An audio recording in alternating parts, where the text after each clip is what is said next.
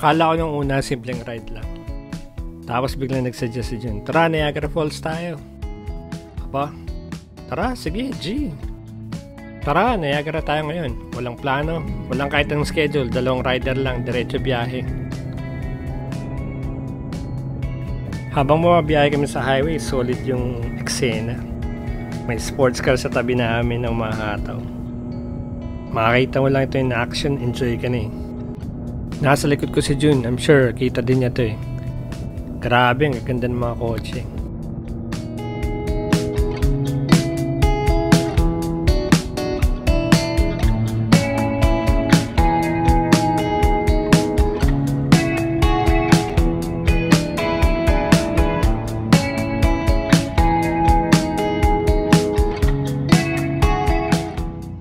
Dito na kami sa bandang Skyway. So may alternate route na sinasuggest yung GPS, which is yung Eastport. Yun yung ite-take ko. Pagpasok ko ng Eastport, di ko na malayan si Jun na wala pala, na iwanan ko.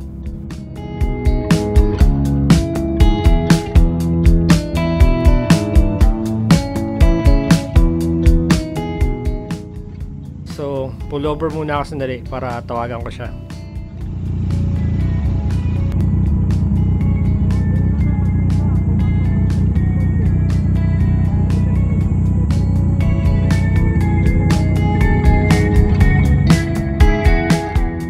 Ito na, napag-decide kami. Makikita na lang kami sa Grimsby, sa Casablanca. Yun yung napag-usapan naming first stop eh.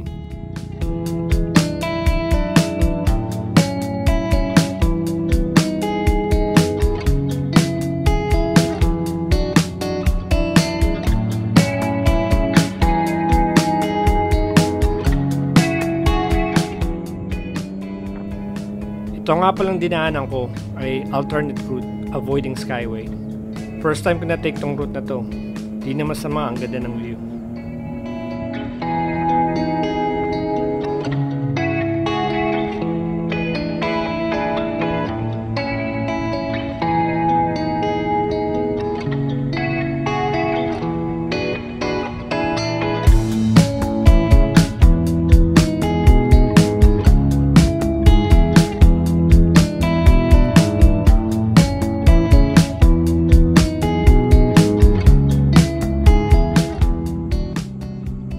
Ito, papasok na tayo ng Grimsby. Sino kaya nauna? Ako o si Jun?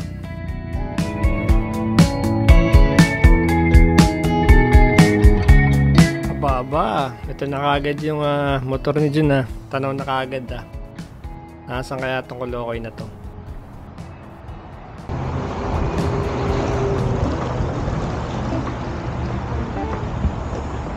Bili kami ng kotse ni Jun, mamimili na kami kung ano yung kakarnapin namin.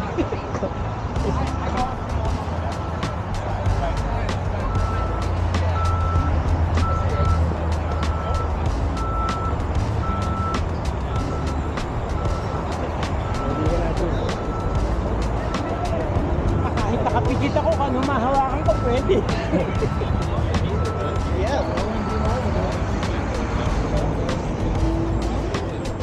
Ano dito yung nakasabay natin? Wala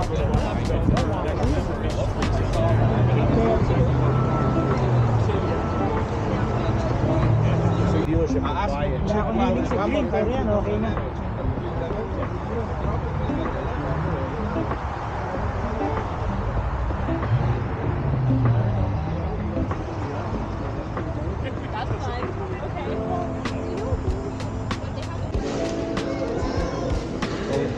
Again.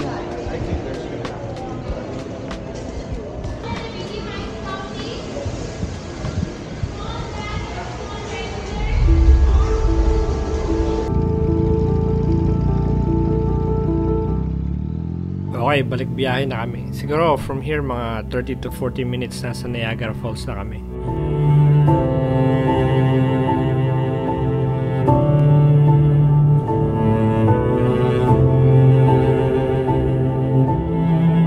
Habang bumabiyahe kami, nakakita ako ng storm clouds. Mukhang mabubudol na naman kami Mukhang abutan kami ng ulan.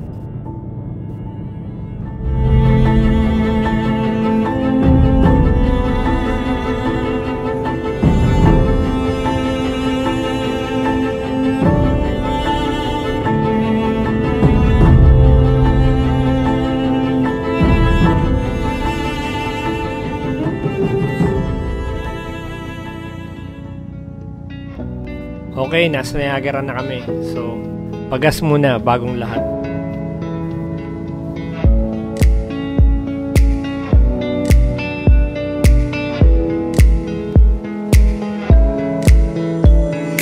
Alright. Paano ka, tol? Ha? Sasumingit ka na pagka gusto na mauna. Oo. Hindi, gusto mo magkano tayo? Tawagan kita.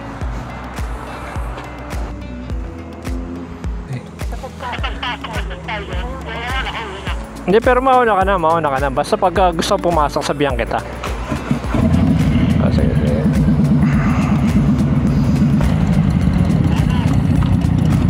Kanan. Mga mabubudol tayo ha. Huwag kang mababagsak. Na. Ito na. Huwag kang babagsak. Bumagsak ang ulan. Yari. Ilang oras yung biyahe natin? Mula kanina.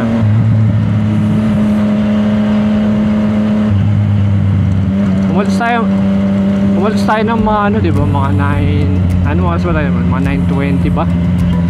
O 9:20, diba? O, 2 oras din, hindi naman sama.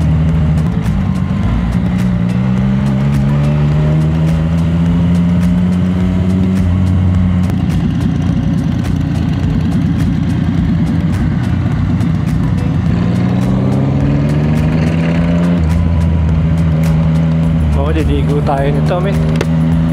Maliligo tayo nito. Ligo. Kanang katol para may hinahina yung ano.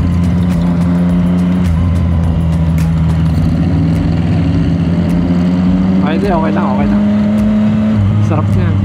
Wala kang magagawa, kanang ka diyon. Ligo ka talaga. Rapsa, oh. Woo!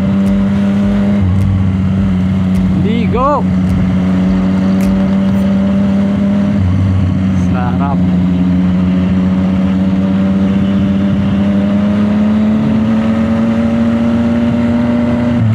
Hanggang dito lang naman yan eh. Para nag-shower sandali.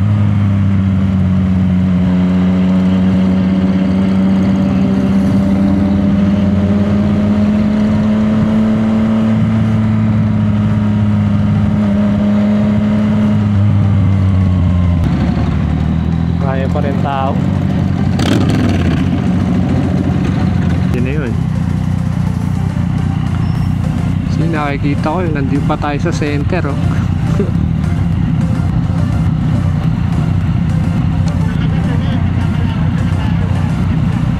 Oo nga eh.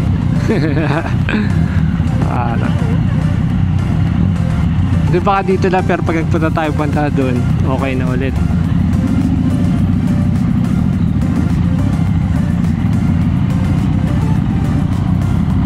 Hindi na yung parking, man.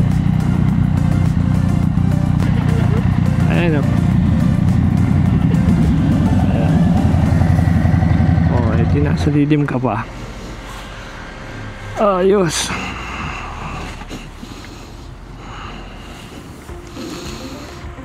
Ay, nako. Sarap.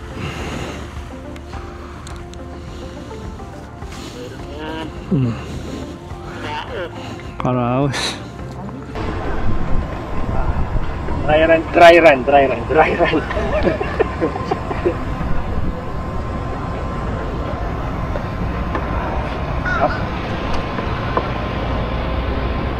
Sayang, sarado yung fast lane mo.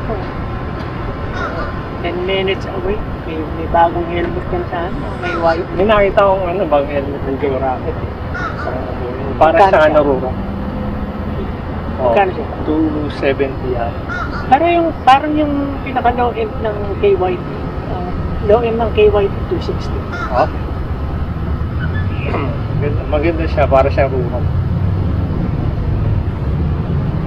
Bagay sa bike. Instead.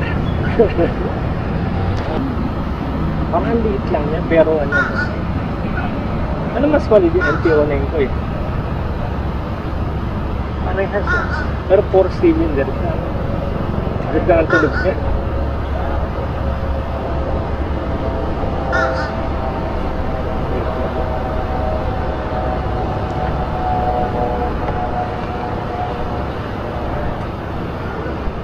What do you think? Tambucho.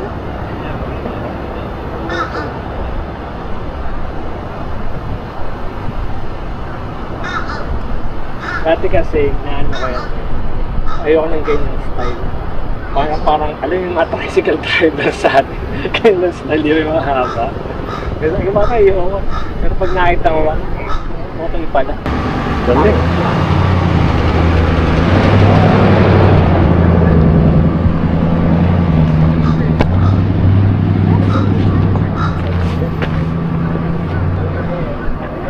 Ganyan, dadaan ng gusto. Ano nga? Ay, siguro na, lilift yung ano niya, no? Yeah, hydraulic. Akarala ko yung nakatipang pages. So, pero painted.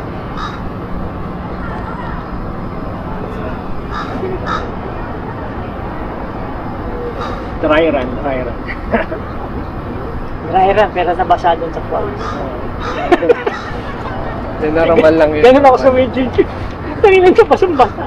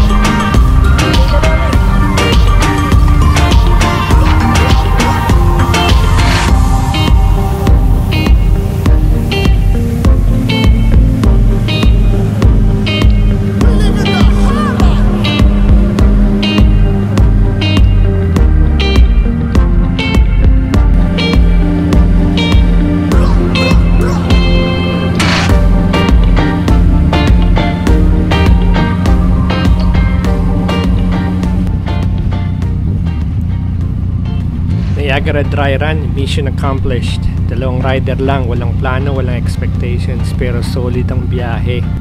Habang nasa kalsada, na-realize namin, hindi palaging kailangan ng malaking grupo para maramdaman yung saya. Minsan sapat na yung dalawang motor, mahabang highway at simpleng kalayaan. Pero ito palang simula, kung ganito nakasolid yung ride naming dalawa lang, isipin mo na lang kung gaano ka-wild kapag buo na yung tropa namin. This is just the warm-up, the real ride is coming.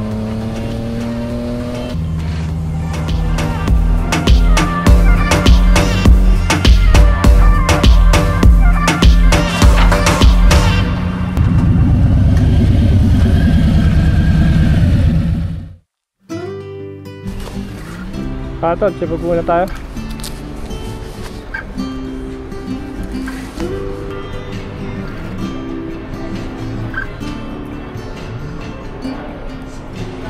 Taking my time as the sun it shines on me and everyone that has come to find this world is cruel, but there's nothing new. Living in the moment is the only truth. But let's go slow. Living in the moment is the only truth. Let's go slow. Pila pa lang ata na ako.